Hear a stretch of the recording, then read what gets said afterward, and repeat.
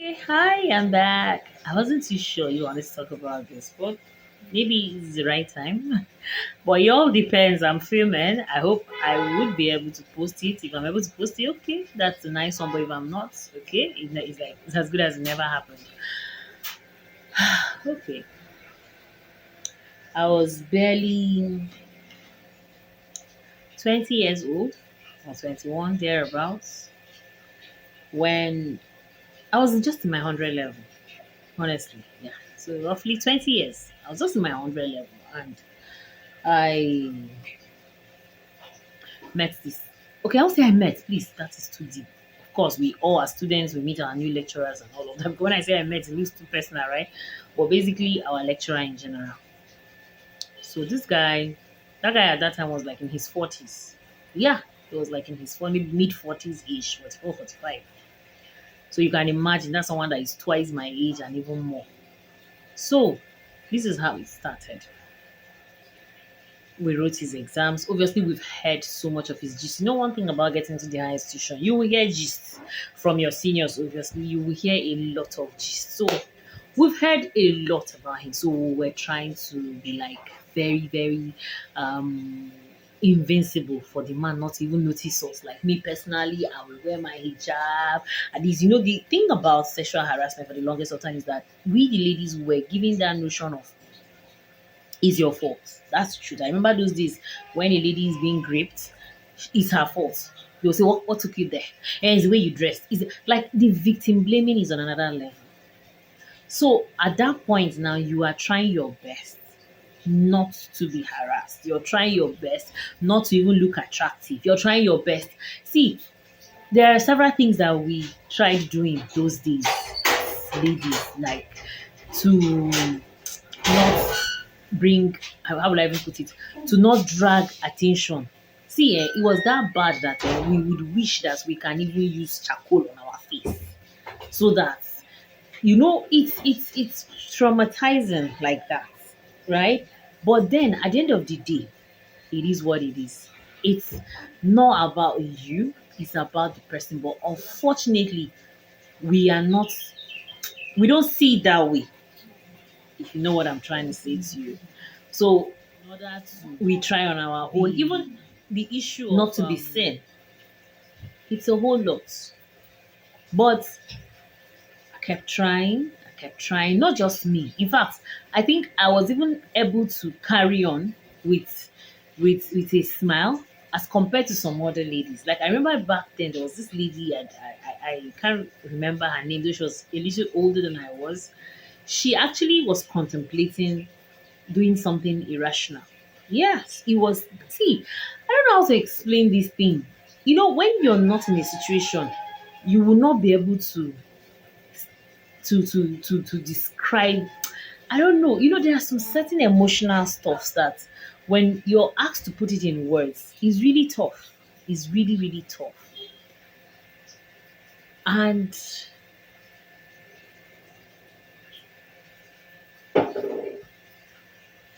this is something that has gone over a decade, but like trying to like let's say the whole I won't say nostalgia because it can't be a nostalgia because it was an experience, but trying to replay it or trying to put it back into pieces to even talk about it is difficult. And that's why they'll always tell you that you cannot tell the victim when to talk. Because even the victim themselves do not even know when to talk. To me, it takes a courageous victim to actually even talk. Because I'm sitting here now, I want to talk about this thing, but I am even finding the strength to talk about it very difficult. So this person called me on the phone. Oh, one I can't remember the day. Now when this man introduced himself, my lecturer, yeah, he actually collected my phone number from my course rep. Like this man literally harassed me. Like I was sleeping, I was thinking of this man. I was eating out. Like this guy was actually a prayer point to me. Like I was literally praying, lifting my hands. I was like, oh Allah, this guy. Like honestly, when the man even um when he left this earth, A lot of people didn't even see it like, okay, this person demise, this is time. A lot of people saw it like, oh, his nemesis has caught up with him. Like he's, as a human being, honestly, we should try now understand when people say try to leave a good legacy. It's important like that. So I got this call and I'm like, who is this person? And the person was telling me that this is, I am introducing themselves. I'm like, my lecturer calling me. Why are you calling me? So I didn't even know he was one. I thought maybe he's one of my classmates that are trying to play pranks on me. So I even started calling names. I called, is it this person? Is it like, and he was like, it's me. And I'm like, the chill that came, like, I suddenly started sweating. Like, why are you calling me? He then told me that I wrote my exams and I didn't do well, but that's not an issue. I'm actually a fine girl, so a fine girl is not supposed to allow herself to fail her exams. So he can help me, but then I know that he cannot just give me marks like that, and he has money, so he doesn't need my money, obviously. But I know that he would want. He knows that I know. I've heard of his gist because he knows that there is no students that will come into that department and have not heard of his gist, especially the females. I'm like, I don't understand. Like, I already knew what it was, but at the same time, I wanted to be sure that was what it was because I didn't. I was actually in denial. It's this man tormented me. This man literally was calling me every day. He would tell me that time is going, In fact, he's talking to me now. He's looking. My script is in front of him. He wants to fail me because I actually even failed. I didn't even write anything. That then one moment again he will now tell me that it was just remaining 2 marks to get me to where I'm supposed to get to. But like this man kept going. Like this man, he drained. Like I kept wondering how this man has that energy because 10 other girls were also in my situation. So I wonder what time he has to lecture, to mark scripts, to torment young girls. Okay, the harassment was bad. Trust me, he will now call me. Sometimes he will just send me a text that I should come and meet him in his office today by 6 for my own good. Like it was threats. There was threats. There was insults. Then there are sometimes that he will now want to like pet me, like want to lure me. Oh yeah, come now. When maybe a guy is trying to chike a girl, now that's why he will now be doing as if he's trying to chike me. The whole thing. See, this guy messed up with my head. Like it got to a point that when I'm sitting down alone, it's like my mind has gone somewhere else. When you call me, I'm like, It's like when you guys are even talking, I don't even know what you guys are talking about. It was bad like that. It was bad like that. Because of course, very young girl, how would you guys start telling your parents those things? I know growing up those days, I'm a millennial. It wasn't like you were I personally didn't have parents that I was so free with like that I would go and tell things like this. I grew up in the north central part of Nigeria, that's Plateau State. So if anyone is familiar with those axes, is of course kind of north central. We're not so free to discuss things like that. How much more with our parents? Like, it is now. I would say Gen Z have really changed a lot of things. It's now that we realize that those sort of harassment was actually a crime. In as much as later on, this lecturer was chased out of the institution. But let me tell you guys something. Like I said earlier, it was my course rep that gave him my phone number. So when there was a case, it was a bad. I think he went to touch a wrong, a wrong person that had some connections, and that was where his case started. Now, when the Senate tabled his matter, obviously, just like I told you, it's not easy. But then they will now say there should be proof and all of that, which is understandable because I know that there are some ladies that have accused men falsely for that, for those harassment issues. So definitely they wouldn't want to ruin an innocent man over a petty lie. I understand that part. So there was the Senate now had to start gathering evidences. And part of those evidences were ladies that have been harassed by this man. Some people succumbed. That's the truth. Some, in fact, I know of this one I told you that at some point she was even thinking of unaliving herself. She succumbed, but it still didn't. And you know the annoying part? For two or three ladies, or even more that I saw that succumbed, it's not like after you succumb, he was even going to carry one big grade and give you. He was going to still carry one useless. I'll use call it useless because when they are giving you a D or an E, is that in a grade? That is not a grade. Like that is for me, that is very close to an F already. Especially the E. You molest a lady, you impose yourself on this lady forcefully, and then at the end of the day you're giving a careless E or a D. How can one person be so heartless? Like this is what I'm talking about now. I'm telling you, he's no longer on this earth. But I can't just hold myself. In as much as they'll say, don't talk bad about the people that are no longer on earth. But I just don't see why I should respect this person, even in the even though they are on the other side of life. I don't that person. I don't even see such person like they deserve that respect. So I remember my level coordinator calling me into his office. Now when the guy even called me, I was scared. I'm like, not again. Yeah, but when he called me, then it was my level coordinator doing very nice guy.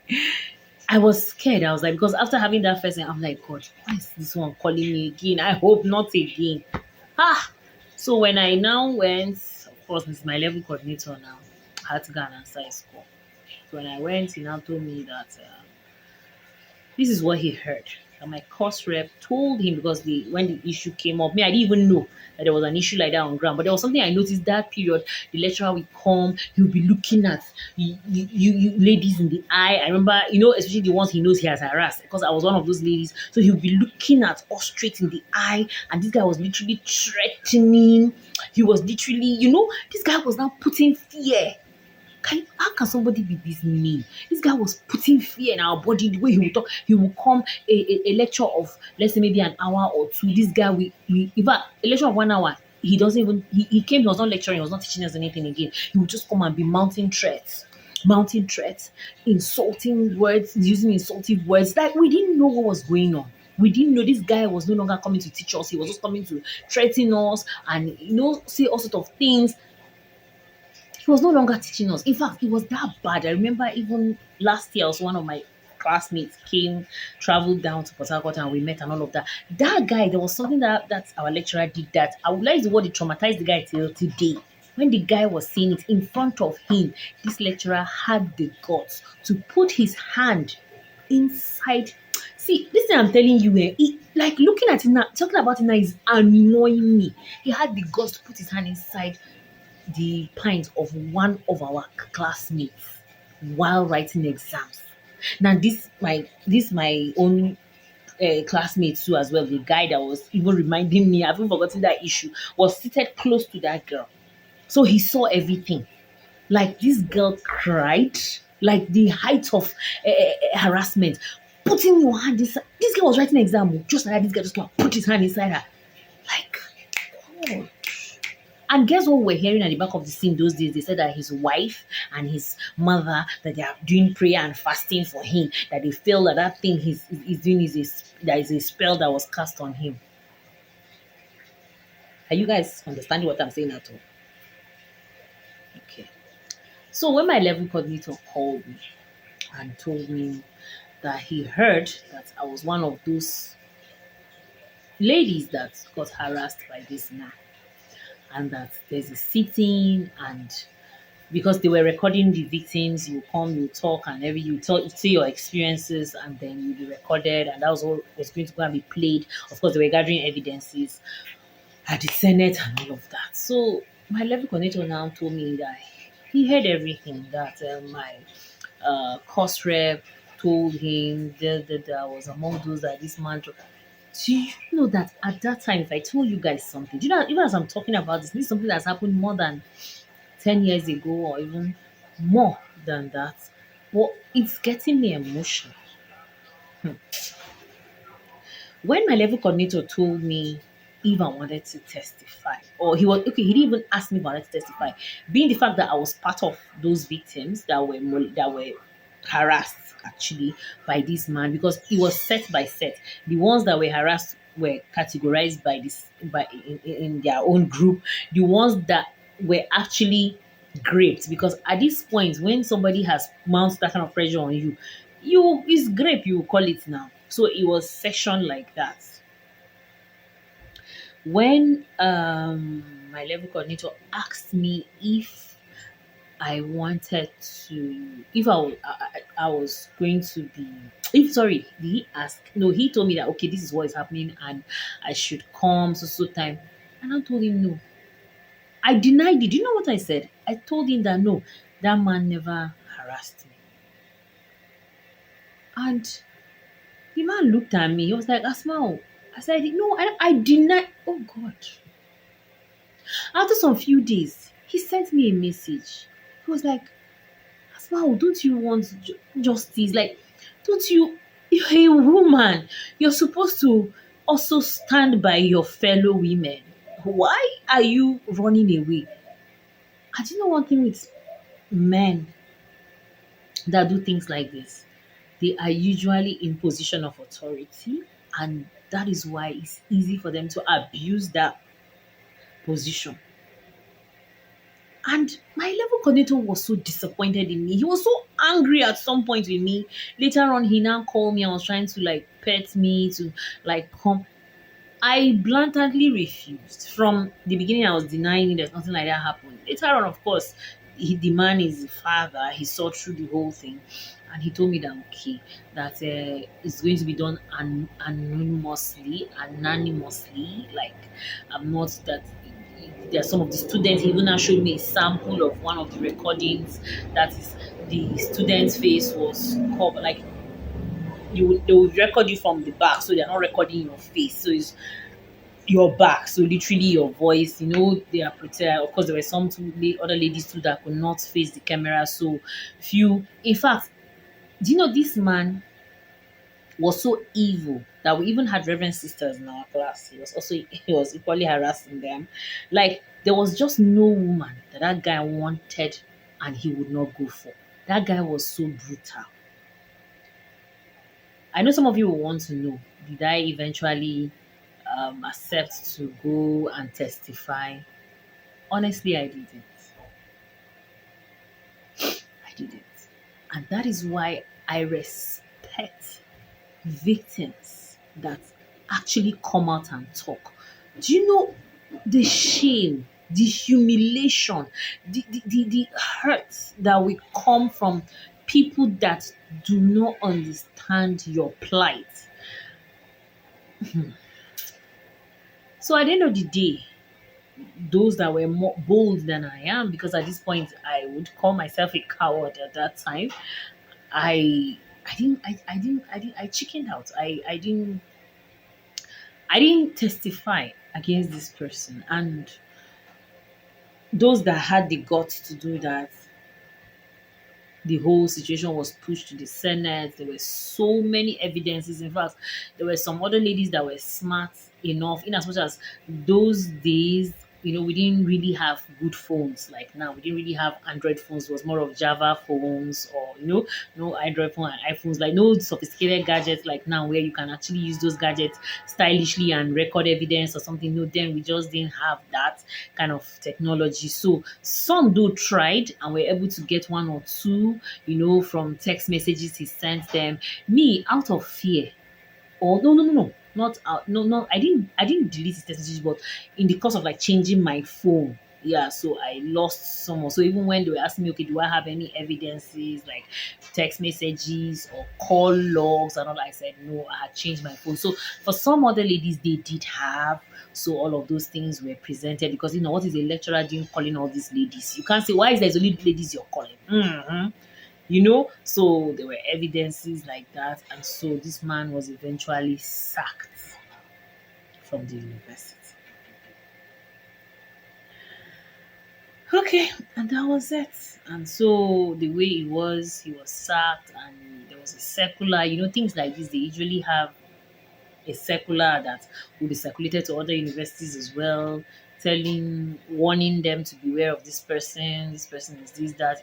Obviously, when you are an offender, so being in the lecture, one thing I like with education setting is that there's a lot of discipline. There's a lot of discipline. So circular was sent, and then he could no longer go into the lecturing. Meanwhile, already in the east, he has already messed up like that. Even the woman he ended up marrying as his wife, that was what happened. He impregnated her via that kind of harassment, and the lady came from a very powerful family, so he had no choice than to wife her. Yes, he had no choice than to wife her, and that's the reason why he didn't even have any respect for her. And he had, in fact, it was so bad, as I heard back then, that he was even inviting the ladies that agreed to play ball with him. He was even inviting some of them to his matrimonial home. Like, he didn't even have respect for his wife. He was, I don't. Well, it was something that happened years ago, but I just wanted to talk about it because of that issue surrounding Senator Natasha and Akpabio, allegedly that Natasha. So it's humiliating for the victim, the female victim, because you will be met with so many harsh words. You will also be met with sympathetic words. People will sympathize with you, but it just brings out something out of you. It just brings out this. There's this pain, and there's this emotion. If any of you had watched when Natasha went to the UN to report the issue, she broke down. When that lady broke down, I almost also broke down with her. Like, this issue was what brought back this nostalgia, this my experience. Like, I think part of my brain had kind of wiped it, and this issue was what like kind of triggered it back. And it is what it is, though. Well, thank you so much if you watched to this point. God bless you. Bye.